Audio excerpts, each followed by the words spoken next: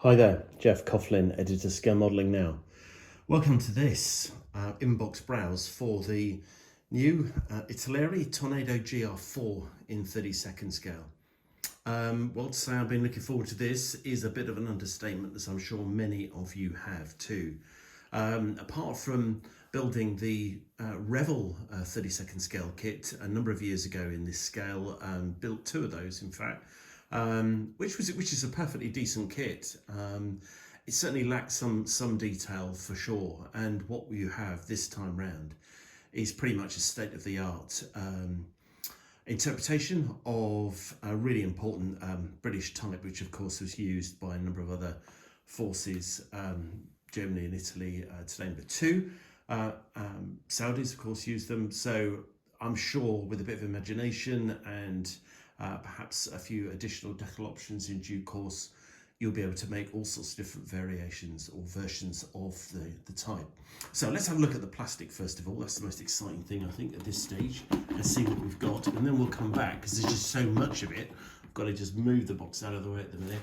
Just have a look at all the sprues just ranged out across the table. I mean, if I just withdraw back from it, you just get an idea of just how much is in this kit.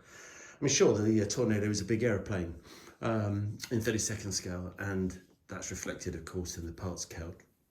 Let's just work our way around, point out some things as we go, and then you can make your own mind up. First of all, I have to say, really impressed with the quality of the parts. The parts look really good, as you'd expect. Certainly no flash anywhere that I can see.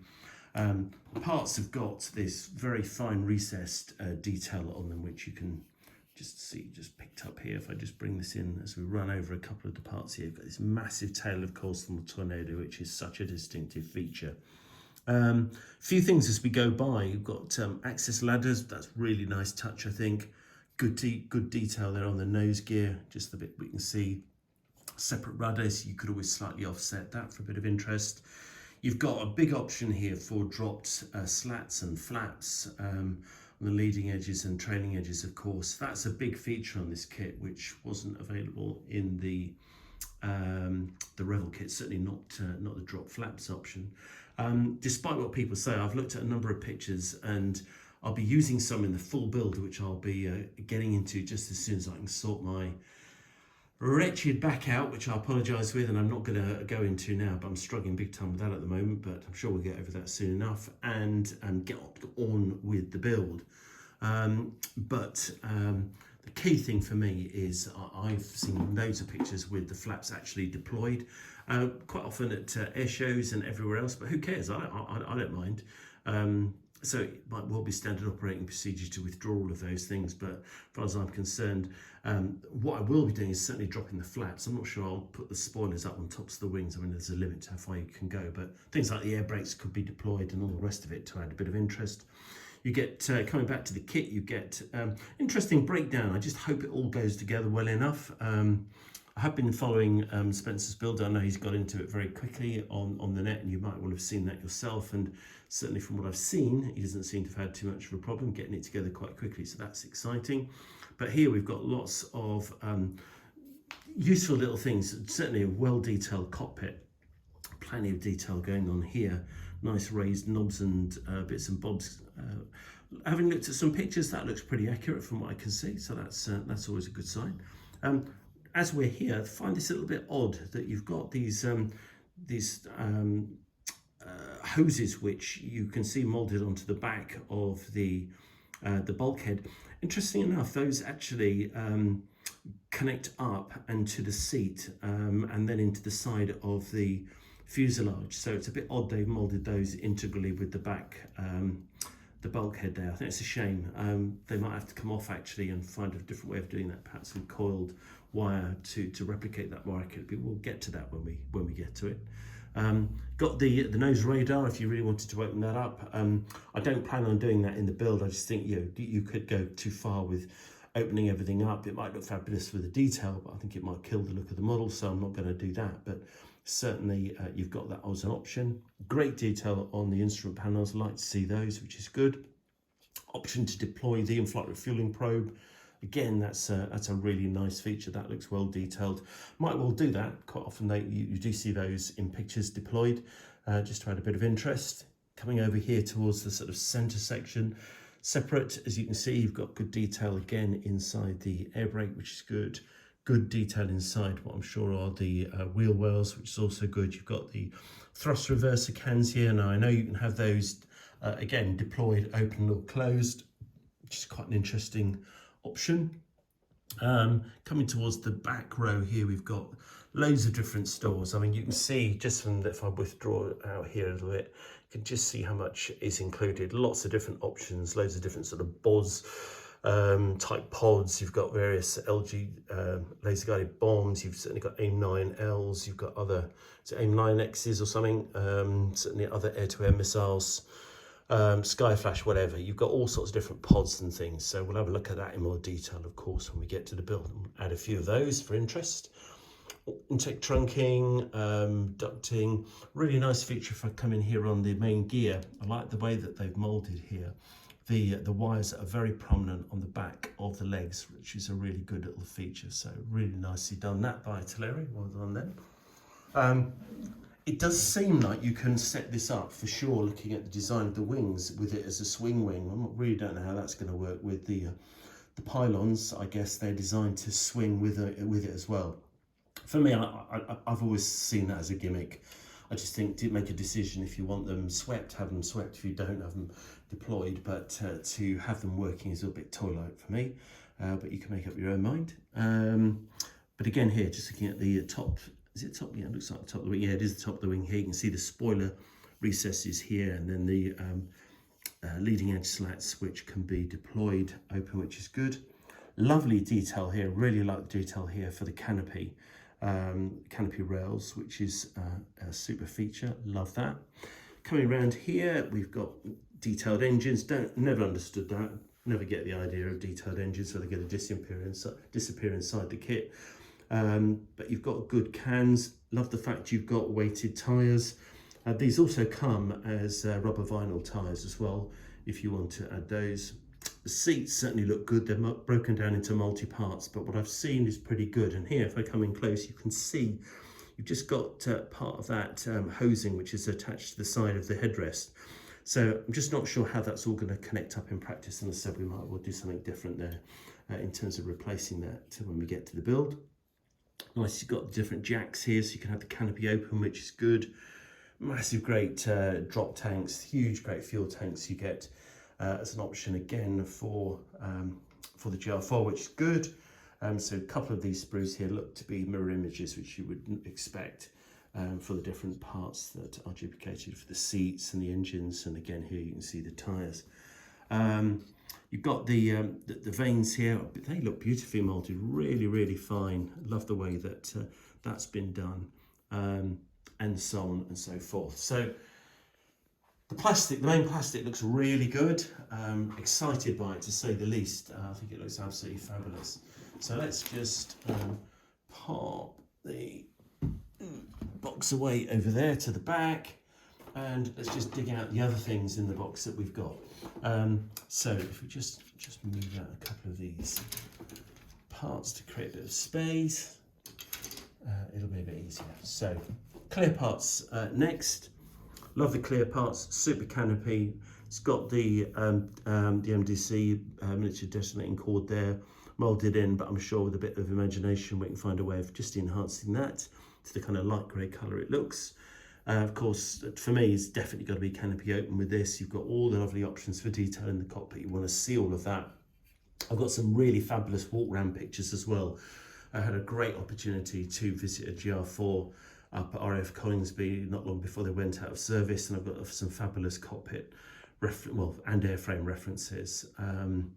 And for the last RAF Waddington Air Show, so I've got some super external walk-rounds as well.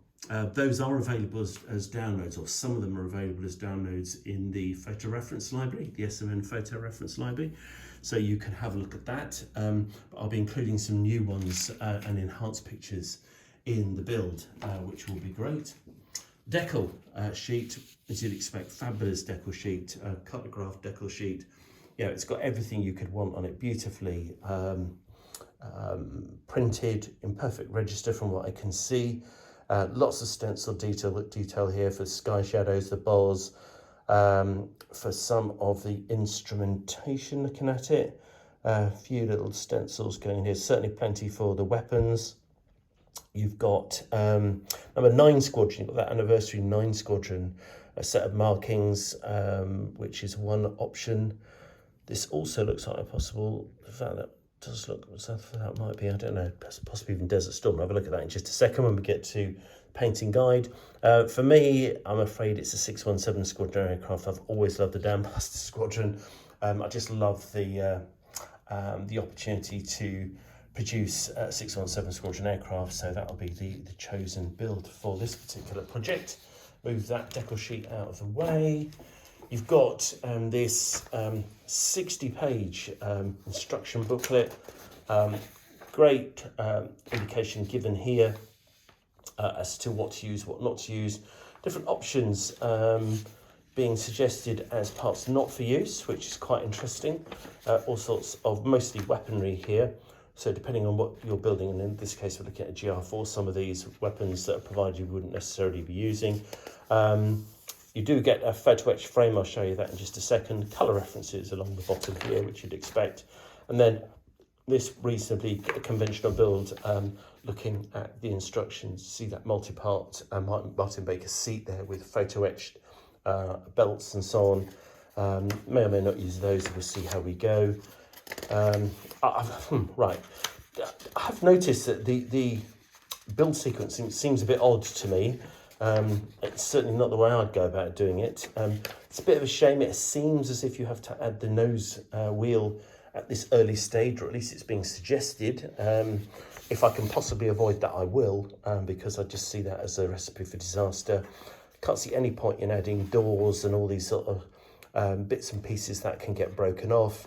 Of course, you've got the nose as well, the nose radar. You could assemble all of that now, but I certainly wouldn't particularly want to include that at this stage because that will likely get broken off. Then the suggestion is you complete the whole nose and then try and attach this to the main fuselage. Well, I just don't get that. I think that's completely illogical. The seats for sure, complete those, but leave those well out of the way. You don't want to get those damaged. You certainly don't want to be adding any clear parts, certainly in my opinion at this stage.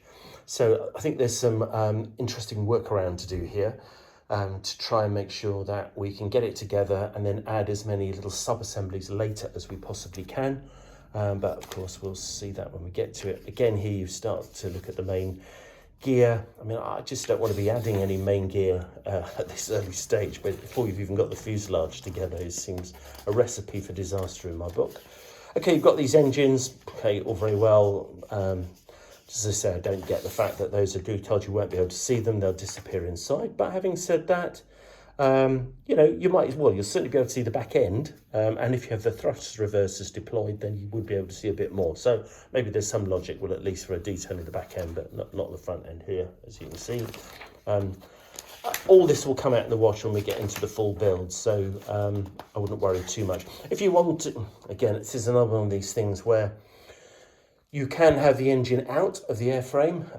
Well, okay, so that means you can't have a completed Tornado. So you can't open up panels and expose the engine. So again, I don't really understand that. You have here the opportunity, as I said, to deploy those slats and flaps and spoilers. Again, if you want to do that, okay, fine, but I'd do all of that separately and add them much later on in the build. Open air brakes, open or closed, you can decide to have those deployed or not, as you like. You do have this sort of swing wing option, which is this possibility. Don't get that at all. As I said, I just don't. Get some nice little photo etch, a little vortex generators here for the fin, which I like the way that those have been included. And then, of course, you've got the remaining bits and bobs to complete the build as you go. Lots of good stuff to look forward to, I think, there. And, of course, as usually you finish up, don't you, with all the weapons and stalls and all the rest of it that you decide to add to your model, which you can do at that late stage. So that looks pretty good. The photo etched fret, here we go. Here's a quick look at that. looks good. Some nice details on there. As I said, the main things that jump out at me are details for the cockpit. You've got some other details by the look of it as well. So all that will come out in the wash and become apparent when we get to it later on. And finally, we've got the painting guide, which you can see here, which is impressive. There's lots and lots of good detail on that, which is really, really good. 617 Squadron, that's the one that we're going to be doing, as you can see. Other options which you've got here for 31 Squadron. You've also got that number 9 Squadron anniversary aircraft, and then of course all the references for the stores and so on. So overall, impressive bit of kit to say the least, really. I absolutely love this. I think it was worth the investment. It's not cheap, but then you're going to get an awful lot of modelling for your money. So that's the Italeri 32nd scale Tornado GR4.